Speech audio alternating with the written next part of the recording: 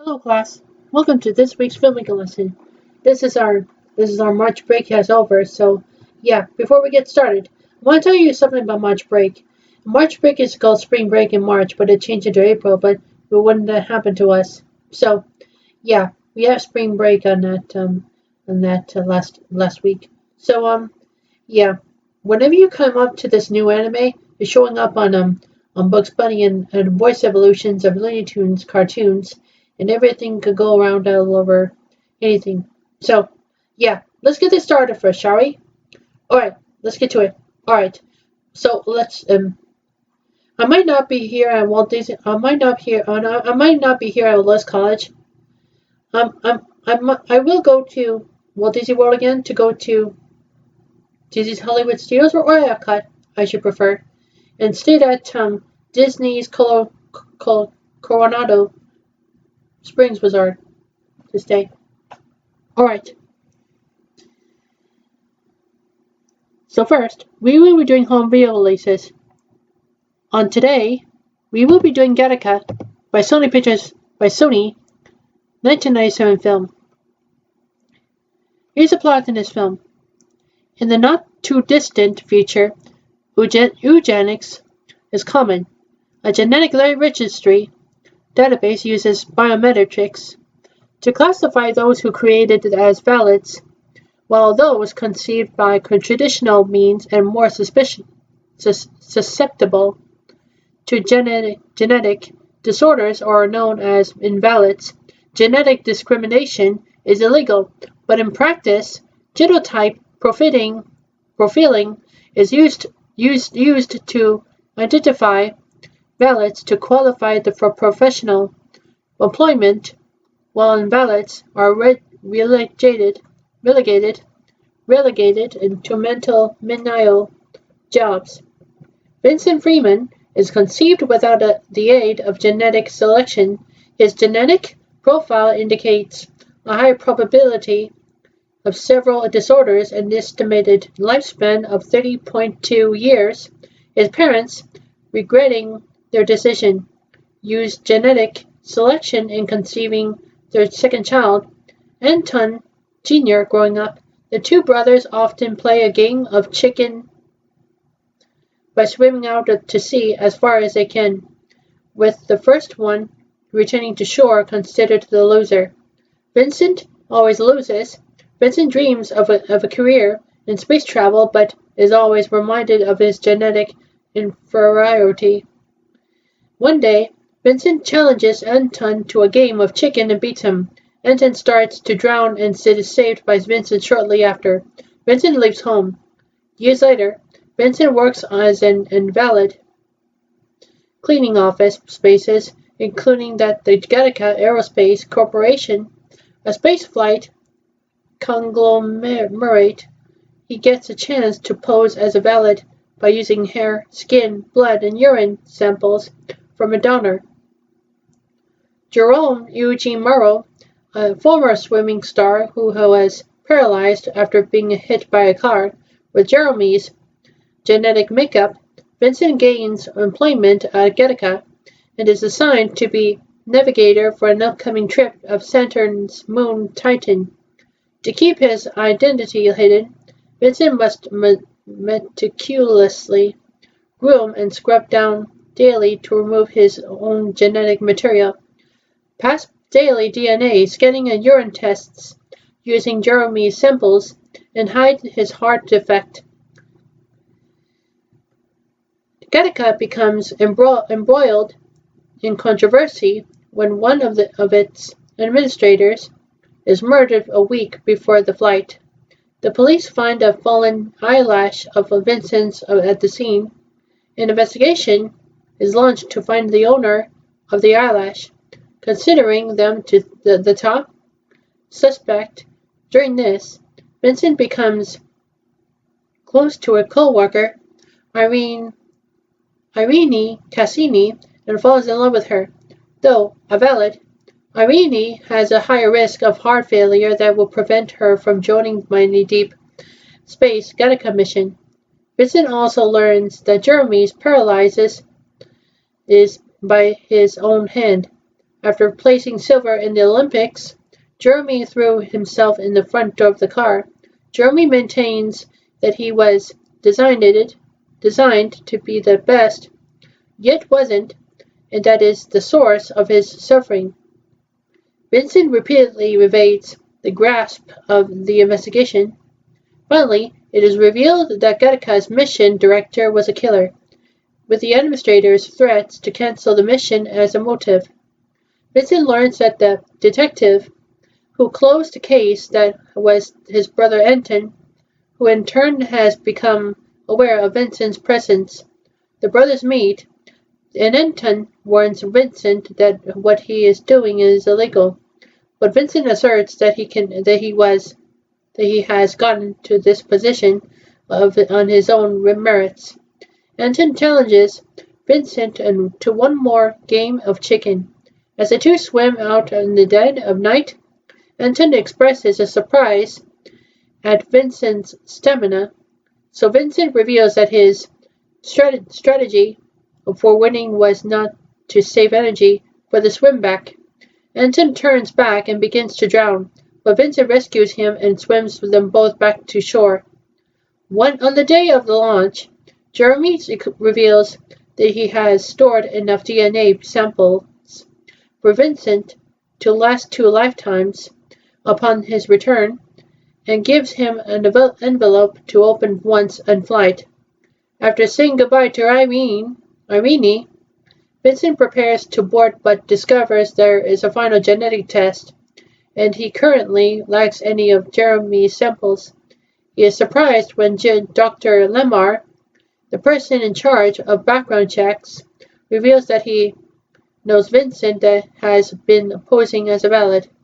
Lemar admits that his son looks up to Vincent and wonders whether his son, genetically selected but not all that they promised, could exceed his potential just as Vincent has. The doctor changes the test results, allowing Vincent to pass. As the rocket launches, Jeremy dons his swimming medal and immolates himself in his home incinerator. Vincent opens the note from Jeremy to find only a lock of Jeremy's hair. As the movie ends, Vincent muses that for someone who was never meant to for this world, I must confess, I'm suddenly having a hard time living it. Of course, they say every atom in our bodies was once a part of a star. Maybe I'm not leaving, maybe I'm going home. Alright. On tomorrow, we will be doing Godzilla 2014 film. Here's a plot in this film. In 1954, Godzilla, a prehistoric alpha predator, is lured to Bikini Atoll in an attempt to kill him with a nuclear bomb in 1999. Monarch scientists Ishiro Serizawa and Vivienne Graham investigate the skeleton of a monster similar to Godzilla in a cavern unearthed by a collapsed uranium mine in the Philippines. They also find 2 giant spores, one dormant and one hatched, along with a trail leading to the sea. In Japan, the Janjira nuclear power plant experiences unusual seismic activity as Supervisor Joe Brody sends his wife Sandra to lead the team of technicians into the reactor. A tremor breaches the reactor, forcing Joe to close the reactor door before Sandra and her team can escape, while the plant collapses. 15 years later, Joe and Sandra's son Ford, a U.S. Navy EOD officer, returns from a tour of duty to his wife Ellie and son Sam in San Francisco, but must immediately depart for Japan after Joe is detained for trespassing in Janjira's quarantine zone. Joe is determined to find out the cause of the meltdown and persuades Ford to accompany him to retrieve vital data from their old home. They discover the zone is uncontaminated and retrieve the data, but are discovered and taken to a facility in the plant's ruins. The facility harbors a massive chrysalis that had been feeding off the plant's reactors for 15 years and emitting strong electromagnetic pulses over time. A giant winged insect-like creature emerges from the chrysalis and escapes, destroying the facility. Joe is severely injured and later dies. The incident was reported as an earthquake. Serizawa and Graham joined a U.S. Navy task force led by Admiral William Stentz to search for the creature, dubbed MUTO, massive unidentified terrestrial organisms. Serizawa and Graham revealed to Ford that a 1954 deep-sea expedition awakened Godzilla, and their clear tests in the 1950s were actually attempts to kill him. And when this did not work, Project Monarch was established to secretly study Godzilla and similar monsters. They also explained the MUTO caused by the Janjira meltdown. Ford reveals Joe that had monitored echolocation signals indicating the MUTO was communicating with something, presumably Godzilla. The MUTO attacks the Russian submarine and drops it on Oahu to eat its nuclear material. Godzilla arrives, causing a tsunami in Honolulu, and briefly engages the MUTO in battle until the MUTO flees. Serizawa deduces that Godzilla was only listening as the MUTO was communicating with something else, prompting the military to investigate the other spore stored in the Yucca Mountain nuclear waste repository in Nevada. However, a second, bigger, wingless MUTO has already emerged and attacked Las Vegas. The scientists deduce that it is female and was what the male was communicating with, their signals being a mating call. Over the scientists' objections, Stentz approves a plan to use nuclear warheads to lure all three monsters out to the open ocean and destroy them. Returning to the U.S., Ford joins the team delivering the warheads by train, but the female MUTO intercepts them and devours most of the warheads. The remaining warhead is airlifted with Ford to San Francisco, where the monsters are converging and activated after Godzilla appears at the Golden Gate Bridge, only for the male MUTO to snatch it and take it to the female, who forms a nest around in the Chinatown area. While Godzilla and the MUTOs battle, Ford and the strike team enter the city via hollow jump to finally disarm the warhead before it detonates. Unable to access the timer, the team gets the warhead on a boat for disposal at sea, while Ford destroys the nest. Godzilla defeats the MUTOs and collapses on the shore from exhaustion. Ford gets the boat out to open sea, is rescued before the warhead explodes, and reunites with his family at an emergency shelter for the following morning. Godzilla reawakens and returns to the sea, while the media dubs him the king of monsters and speculate whether he might be a savior. Alright, on Wednesday, we will be doing News of the World 2020 film. Here's the plot in his film. In 1870, Captain Jefferson Kyle Kidd, a former member of the Confederate Army who served in the 3rd Texas Infantry, makes a living traveling town to town reading newspapers for the populace for 10 cents per person. Following an evening of news reading, setting out for his next location, Kidd finds an overturned wagon on the road. Investigating, he finds the body of a black soldier and a young white girl named Johanna, dressed in Native American clothing. After an encounter with a Union Army patrol. Kid is instructed to take the girl to Union officials at the checkpoint in the town up the road where they will sort out her Bureau of Indian Affairs paperwork and return her surviving family. Reluctantly, Kid acquiesces to the request. At the checkpoint, Kid is informed that the Bureau of Indian Affairs representative won't be available for 3 months. Seeking shelter with a former Confederate infantryman, Kid reads the news and upon returning, begrudgingly accepts responsibility for taking her to her surviving family. As they set out, they have difficulty communicating. This is compounded more when Kid is confronted by 3 ex-Confederate soldiers turned criminals who try to purchase a girl from Kid. He refuses, but the 3 men pursue, leading to a shootout in the wilderness during which Johanna and Kid learn to work together to survive.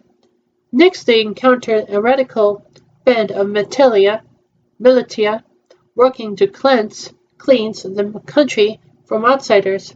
Kid is told to read the approved news from the town's leader, but instead reads about a group of coal miners who rally against the men responsible for putting their lives in jeopardy.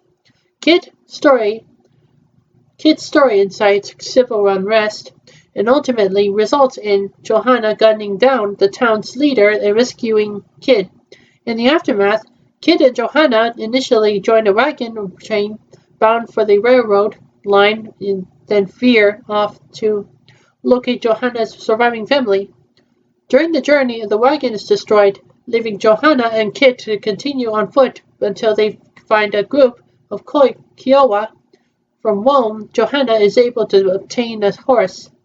Kid and Johanna eventually reach her aunt and uncle's farmstead, the former revealing that Johanna's parents had struck out on their own and moved to hill country where the land would be cheaper. This led to them being killed in the Kiowa raid. Kid reluctantly leaves Johanna, who is resistant, with them and returns to San Antonio. His wife, Maria Luisa Betancourt Kid, died from cholera in 1865. Now without any kin, he visits the mission where she is buried, and mournfully leaves his wedding ring and locket containing her picture on a grave. Kid then rides back to the village where he left Johanna, where he finds her tied to a pole. Her aunt and uncle explain that she refused to work and would instead run off, asking forgiveness. Kid tells Johanna and Kiowa that she belongs with him. Johanna accepts. Her aunt and uncle reluctantly let them go. In the prologue, Kid reads the papers in another town, with Johanna helping out on sound effects and bearing a new name, Johanna Kid. Alright, on Thursday, we will be doing Soul 2020 film by Pixar Animation Studios. Here's the plot of this film. Joe Gardner, a middle school music teacher from New York City, dreams of playing jazz, even though his mother, Libya, insists he makes his current job full-time. Fearing for his financial security, one day, Joe learns of an opening of the band of jazz legend Dorothea Williams and auditions at the music club. Impressed with Joe's piano playing, Dorothea agrees for him to perform later that night. As Joe heads off, his excitement distracts him and he falls down a manhole. Joe finds himself as a soul heading into the great beyond. Unwilling to die, he tries to escape but ends up in the great before, where counselors, all named Jerry, prepare unborn souls for life with the help of mentor souls. Each soul has a badge in which, once filled out with traits, grants passage to Earth. Mistaken for a mentor, Joe is signed to Train 22, a cynical soul who has always lived in the great before and desires avoiding Earth Discovering that Joe is in a coma in a hospital, 22 agrees for Joe to find her, Spark, and to complete her badge and take it so that he can return home. After Joe fails to find 22 a passion, they head for the zone where souls enter when their passions create a euphoric trance, and where obsessed lost souls arrive. They come across Moonwind, the captain of the galleon, bearing a troop of hippie mystics, and they help Joe by having him sense his body until he discovers his surroundings. Joe hops back to Earth but accidentally carries 22, resulting in 22 entering his body and Joe entering Mr. Mittens. A therapy cat, they find Moonwind at his day job as a sign twirler, who agrees to meet them later at the music club to restore Joe to his body. In the meantime, 22 settles into Joe's body and enjoys small moments while interacting with Joe's peers.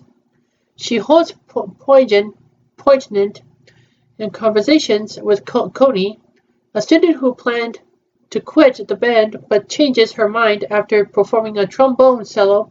Des, who wanted to become a veterinarian but now enjoys being a barber, and Libba, who accepts Joe's passion for music. Meanwhile, Terry, an obsessive accountant who counts souls headed to the great beyond, discovers that Joe is missing and heads to Earth in order to send him to the great beyond and restore the count. As the day ends, Joe and 22 rendezvous with Moonwind, but after Joe tells 22 that her experiences were not purposes, 22 flees and Joe tailing behind to find her Spark. Terry notices them running into a subway station and brings both back to the great before. 22 realizes that her badge is filled out. Yet Joe insists that it was because of his traits, and that she didn't actually get her Spark. 22 angrily tosses the badge at him and disappears into the zone. Jerry informs Joe that instead of a purpose, a spark means that a soul is ready to live, but he refuses to believe this and uses the badge to return to Earth. Joe has a successful performance with Dorothea, but is not as satisfied as he desired, and realizes that his dream wasn't different from where he started. After noticing objects 22 to collected in his body and recalling the moments that they both enjoyed in life, Joe figures out these experiences were what gave 22 her spark. Deciding to return 22 of the badge, Joe plays the piano to enter the zone and looks for 22, only to discover that she has become a lost soul.